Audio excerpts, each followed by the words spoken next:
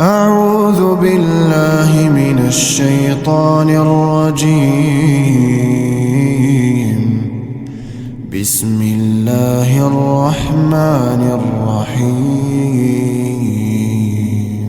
والنجم إذا هوى ما ضل صاحبكم وما غوى وما ينطق عن الهوى إن هو إلا وحي يوحى علمه شديد القوى ذو مرة فاستوى وهو بالأفق الأعلى ثم دنا فتدلى فكان قاب قوسين أو أدنى فأوحى إلى عبده ما أوحى ما كذب الفؤاد ما رأى أفتمارونه على ما يرى ولقد رآه نزلة أخرى عند سدرة المنتهى عندها جنة المأوى إذ يغشى السدرة ما يغشى ما زاغ البصر وما طغى لقد رأى من آيات ربه الكبرى أفرأيتم اللات والعزى ومناة الثالثة الأخرى ألكم الذكر وله الأنثى تلك إذا قسمة ضيزى إن هي إلا أسماء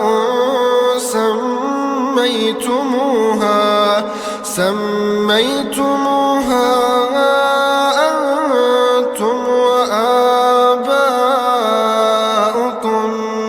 أنتم وآباؤكم ما أنزل الله بها من سلطان إن يتبعون إلا الظن وما تهوى الأنفس ولقد جاءهم من ربهم الهدى أم للإنسان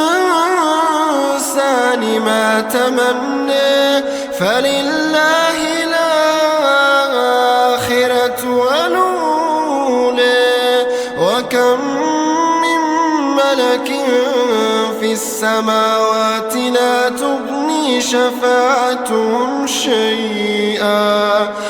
تغني شفاعتهم شيئا إلا من بعد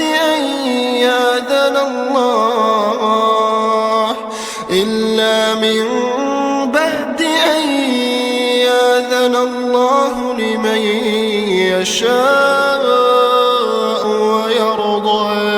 إن الذين لا يؤمنون بالآخرة ليسمون الملائكة تسمية الأنثى وما لهم به من علم إن يتبعون إلا الظن وإن الظن لا يغني من الحق شيئا فأعرض عمن تولى عن ذكرنا ولم يرد إلا الحياة الدنيا ذلك مبلغهم من العلم إن ربك هو أعلم بمن ضل عن سبيله وهو أعلم بمن اهتدى ولله ما في السماوات وما في الأرض ليجزي الذين أساءوا بما عملوا ليجزي الذين الذين أساءوا بما عملوا ويجزي الذين أحسنوا بالحسنى الذين يجتنبون كبائر الإثم والفواحش إلا اللمم إن ربك واسع المغفرة هو أعلم بكم إذا أنشأكم من الأرض وإذا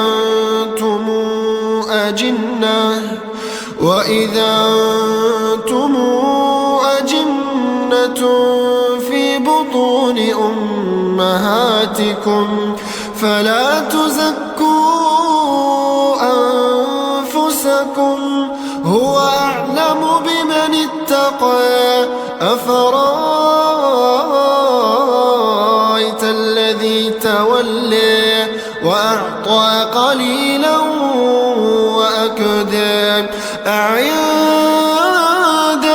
علم الغيب فهو يرى أم لم ينبأ بما في صحف موسى وإبراهيم الذي وفى ألا تزر وازرة وزر أخرى وأن ليس للإنسان إلا ما سعى وأن ليس للإنسان إلا ما سعى وأن سعيه سوف يرى ثم يجزيه الجزاء الأوفى وأن إلى ربك المنتهى وأنه هو أضحك وأبكى وأنه هو أمات وأحيا وأنه خلق الزوجين الذكر والأنثى من نطفة إذا تمنى وأن عليه النشأة الأخرى وأنه هو أغنى وأقنى وأنه هو رب الشعرى وأنه أهلك عادا الأولى وثمودا فما أبقى وقوم نوح من قبل إنهم كانوا هم أظلم وأطغى والمؤتفكة أهوى فغشاها ما غشى فبأي آلاء ربك تتمارى فبأي آلاء ربك تتمارى هذا نذير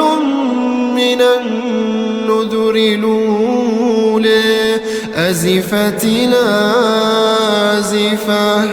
أزفت